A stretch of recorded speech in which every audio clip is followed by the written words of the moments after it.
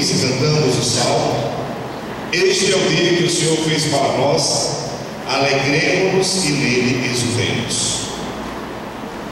A liturgia da igreja tem como ponto ápice, como vértice, a celebração da Páscoa. Da Páscoa emana todos os outros momentos da liturgia: o tempo comum, o tempo da quaresma, o Natal, o Advento. A igreja é dinâmica e traz os tempos litúrgicos variados, sobretudo para não cair na monotonia. Mas o centro da liturgia é a Páscoa do Senhor. Em segundo momento vem o Natal. Esses são os dois pilares da liturgia. Por isso que nós devemos celebrar o máximo possível, alegrar o coração e cantar o aleluia, a nossa louvação ao nosso Deus. Jesus prometeu que iria ressuscitar. Em vários momentos dos evangelhos nós vemos ele prometendo, anunciando a paixão e a ressurreição. Quando ele purificou o templo, que ele falou: destruirei esse templo em 3 dias, o reerguerei. Ele estava falando do templo do seu corpo, estava falando da futura ressurreição. Quando ele sobe ao monte Tabor com os 3 discípulos, Pedro, Tiago e João, e se transfigura diante deles, Jesus já está antecipando o momento da ressurreição. Em vários anúncios da paixão, Jesus diz: o Filho do Homem vai ser entregue, ficará no ventre da terra 3 dias, mas ao 3º dia ressuscitará. Então Jesus promete a ressurreição.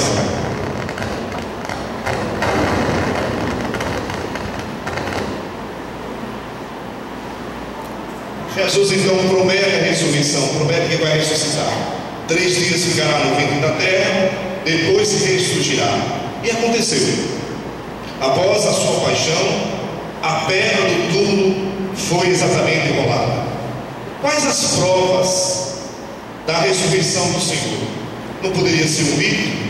Alguém não poderia ter roubado o corpo de Jesus? Essas possibilidades também foram ventiladas no tempo. A propósito, se não me engano, a leitura da manhã, o imperador vai comprar as consciências dos soldados, vai dizer o seguinte: olha, os soldados viram a ressurreição, foram testemunhas oculares, caíram por terra e chegaram a todos diante de Herodes e dizendo o seguinte: olha, eu vou dar um dinheiro a vocês. Herodes corrompeu a consciência dos soldados, espalhe por aí que roubaram o corpo, não houve essa ressurreição, senão nós estamos fritos. Amanhã eu creio que o Evangelho vai falar exatamente disso. Mas Jesus ressuscitou de fato. A primeira prova, o túmulo vazio. Segundo, os lençóis mortuários. Mas as provas mais convincentes foram as mulheres que foram ao túmulo. Elas foram beneficiadas. O mundo judaico machista. Deus não escolheu nenhum homem para serem, nenhum dos homens para que pudessem ser as testemunhas oculares do ressuscitado. Foi uma mulher, Maria de Madalena, Maria de Magdala, a nossa compadroeira, está ao lado de Jesus ressuscitado. Foi ela a primeira testemunha da ressurreição. Ela percebeu o túmulo vazio e encontrou-se com Jesus, pensando que ele era o jardineiro, e saiu correndo anunciando que Jesus tinha ressuscitado. Ela foi a testemunha ocular primeira e foi a primeira missionária do ressuscitado.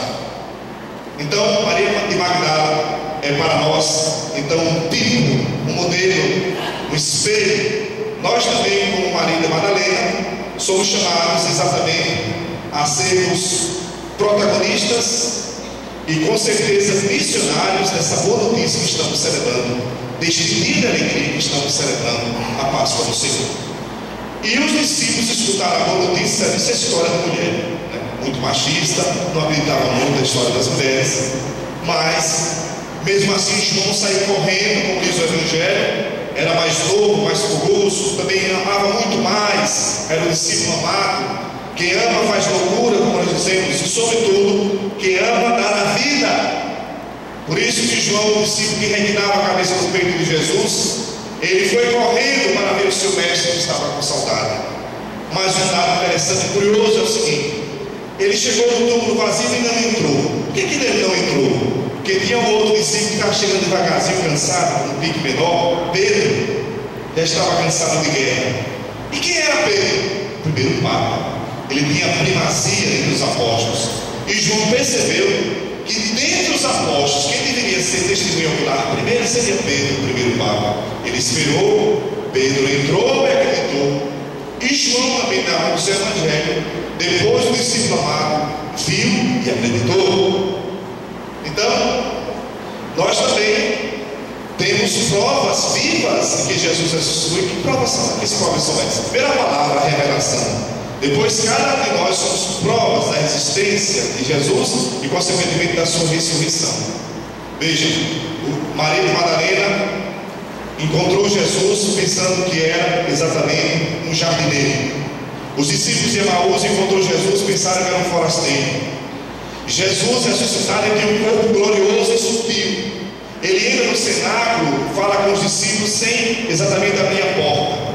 O corpo glorioso é um corpo onde a matéria não é mais limite, não sente mais dor. Uma vez que a gente morre, o nosso corpo é um corpo glorificado. Assim também era o corpo de Jesus. Eles não podiam tocar mais em Jesus. E Jesus se utilizou de mediações para aparecer para os seus discípulos e para as mulheres. Nós também somos chamados a enxergar Jesus ressuscitado no outro, que é uma grande mediação do ressuscitado.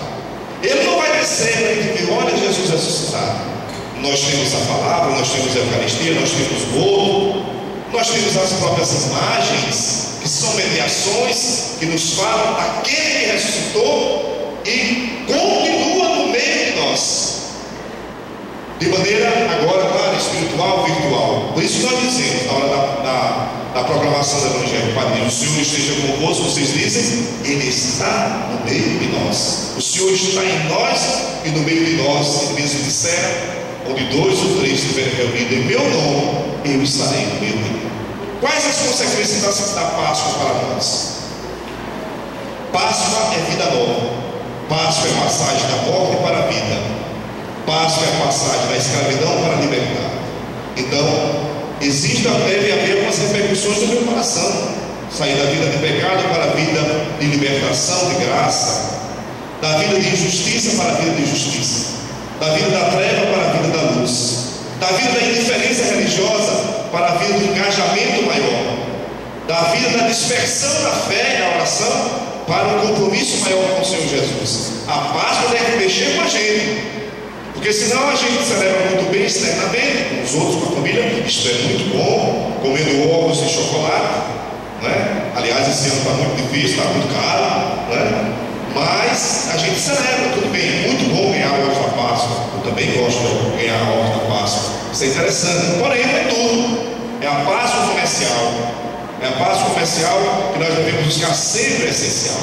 O ovo lembra-nos Jesus, lembra-nos a vida nova, porque ele, quando é chocado, brota a vida nova, né? O arco-íris, esqueci agora, a planta.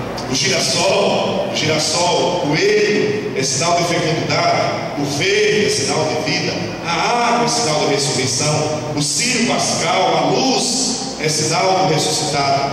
Então são símbolos que estão por aí, mas também, sobretudo, nós devemos ser para os outros sinal do ressuscitado, e a comunidade deve ser sempre sinal do ressuscitado.